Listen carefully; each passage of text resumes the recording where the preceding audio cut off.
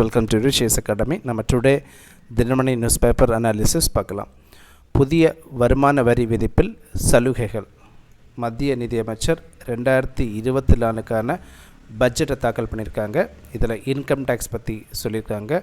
Income டேக்ஸை பொறுத்த வரைக்கும் standard deduction இதை இன்க்ரீஸ் பண்ணியிருக்காங்க.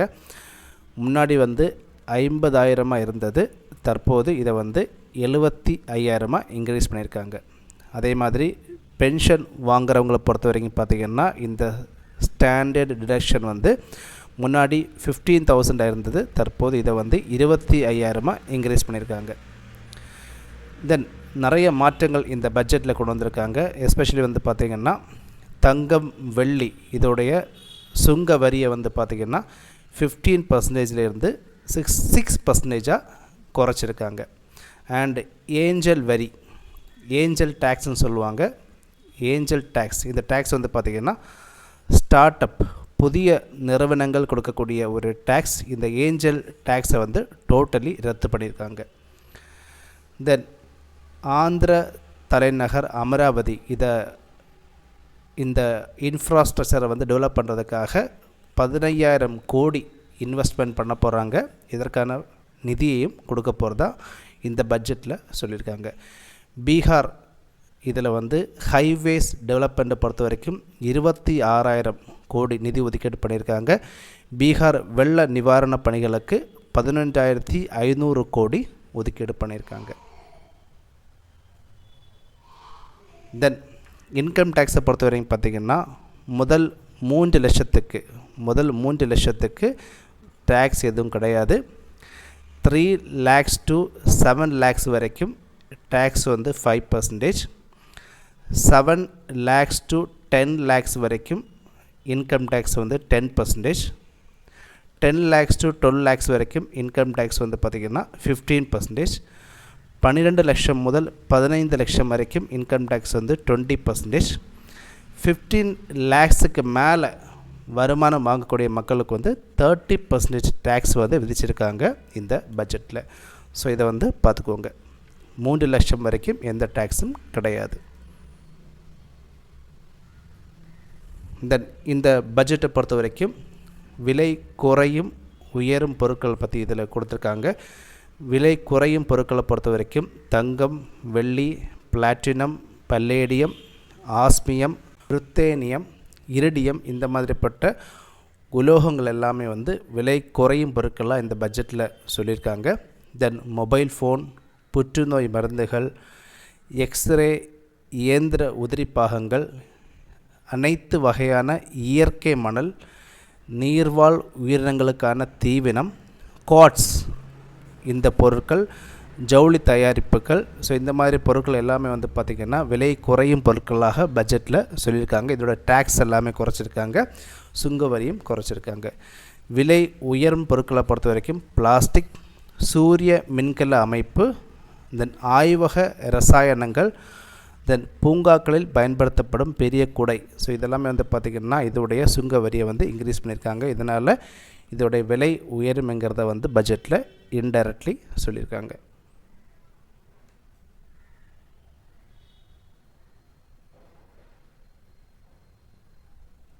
தென் நெக்ஸ்ட் ஒன், முத்ரா கடன் வரம்பு இரட்டிப்பு.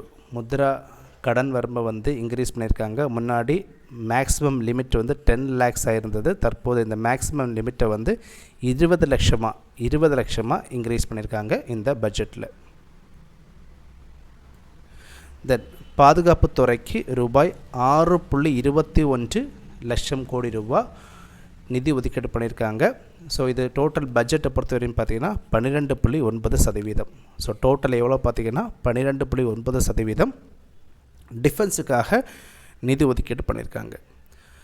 தென் இதில் அழகாக நம்மளுடைய பட்ஜெட்டை பற்றி சொல்லியிருக்காங்க. பட்ஜெட்டில் பார்த்திங்கன்னா ரெவென்யூ பற்றி இந்த சைடில் சொல்லியிருக்காங்க. இதில் எக்ஸ்பெண்டிச்சர் பற்றி சொல்லியிருக்காங்க.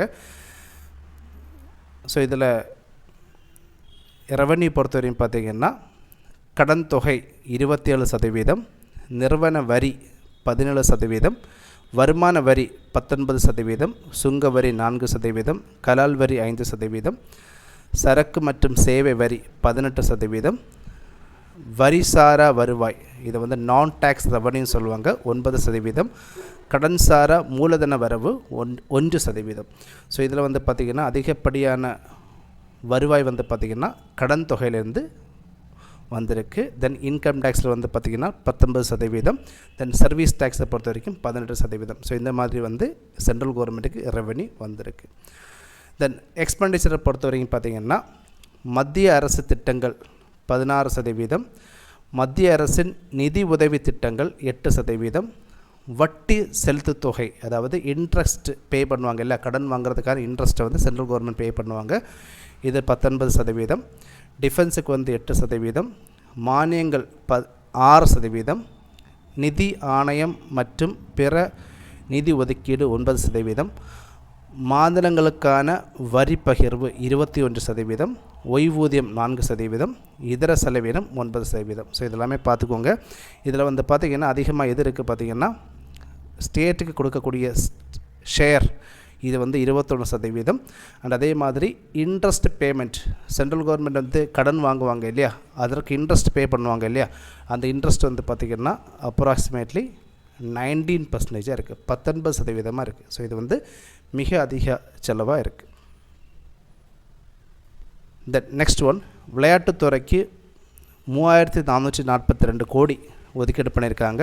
கடந்த பட்ஜெட்டில் வந்து பார்த்திங்கன்னா 3396 கோடி நிதி ஒதுக்கீடு பண்ணியிருந்தாங்க, இந்த தடவை கொஞ்சம் இன்க்ரீஸ் பண்ணியிருக்காங்க.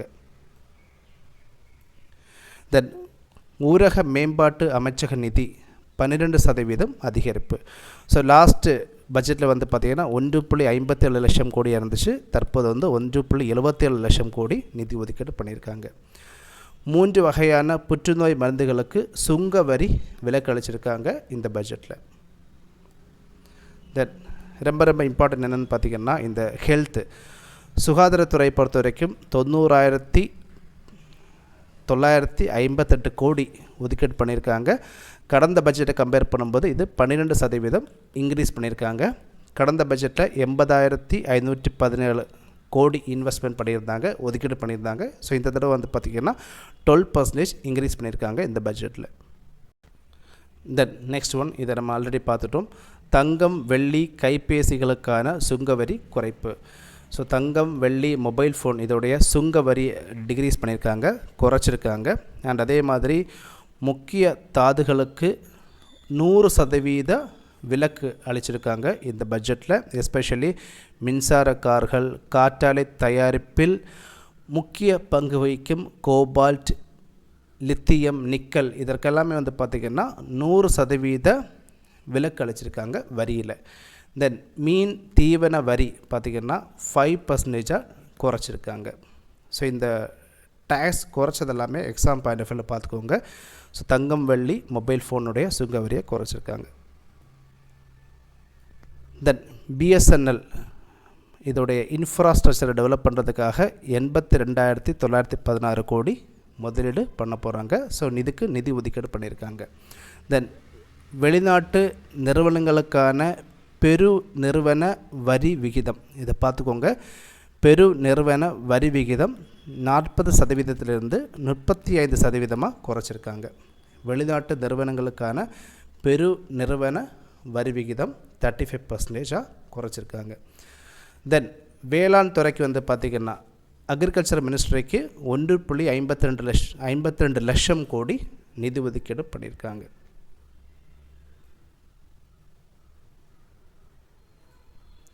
தென் ஸ்பேஸுக்கு வந்து பார்த்திங்கன்னா விண்வெளி பொருளாதார நடவடிக்கைகளுக்கு 1000 கோடி ஒதுக்கீடு பண்ணியிருக்காங்க. அண்டு நம்மளுடைய டோட்டல் கண்ட்ரியோடைய இன்ஃப்ராஸ்ட்ரக்சர் டெவலப்புக்காக வந்து பார்த்திங்கன்னா 12 லட்சம் கோடி ஒதுக்கீடு பண்ணியிருக்காங்க. தென் நிதி பற்றாக்குறை, இந்த 2023-24 பட்ஜெட்டை பொறுத்த வரைக்கும் நிதி பற்றாக்குறை எவ்வளோ இருக்க போகுதா சொல்லியிருக்காங்க பார்த்திங்கன்னா 4.9% நிதி பற்றாக்குறை இருக்கிறதா மென்ஷன் பண்ணியிருக்காங்க மத்திய நிதியமைச்சர்.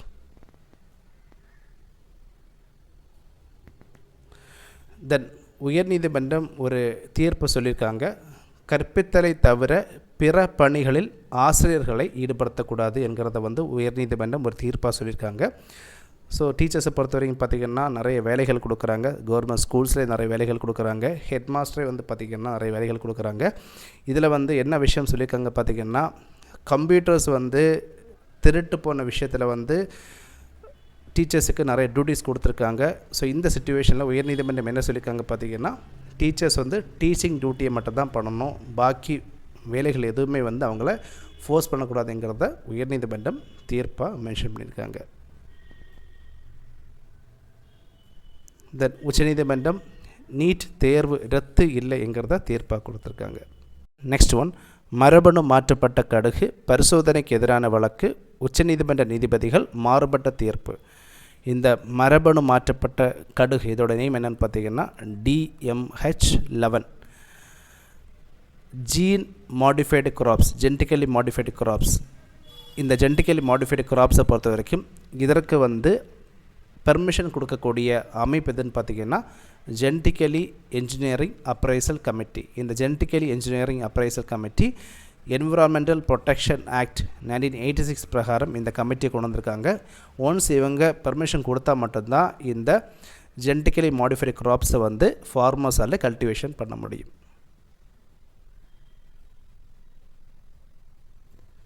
தென் ரயில்வே பொறுத்தவரையும் பார்த்திங்கன்னா 2.6 லட்சம் கோடி நிதி ஒதுக்கீடு பண்ணியிருக்காங்க இந்த பட்ஜெட்டில். தென் இதை நம்ம ஆல்ரெடி பார்த்தோம். இன்ஃப்ராஸ்ட்ரக்சரை பொறுத்த வரைக்கும் பார்த்திங்கன்னா இதில் இன்ஃப்ராஸ்ட்ரக்சர் பொறுத்த வரைக்கும் 11.12 லட்சம் கோடி ரூபாய் நிதி ஒதுக்கீடு பண்ணியிருக்காங்க. அண்ட் அதே மாதிரி ஸ்டேட்டுக்கு வந்து பார்த்திங்கன்னா 1.5 லட்சம் கோடி வட்டி இல்லா கடன் கொடுக்க போகிறது தான் இந்த பட்ஜெட்டில் சொல்லியிருக்காங்க. ஸ்டேட்ஸை பொறுத்த வரைக்கும் 1.5 லட்சம் கோடி வட்டி இல்லா கடன் கொடுக்க போகிறது தான் இந்த பட்ஜெட்டில் சொல்லியிருக்காங்க. தென் ஆந்திரம் தலைநகர் அமராவதி மேம்பாட்டுக்கு ரூபாய் 15,000 கோடி. ஸோ இதுதான் பார்த்திங்கன்னா ஒரு மேஜர் இஷ்யூவாக மாதிரி இருக்குது.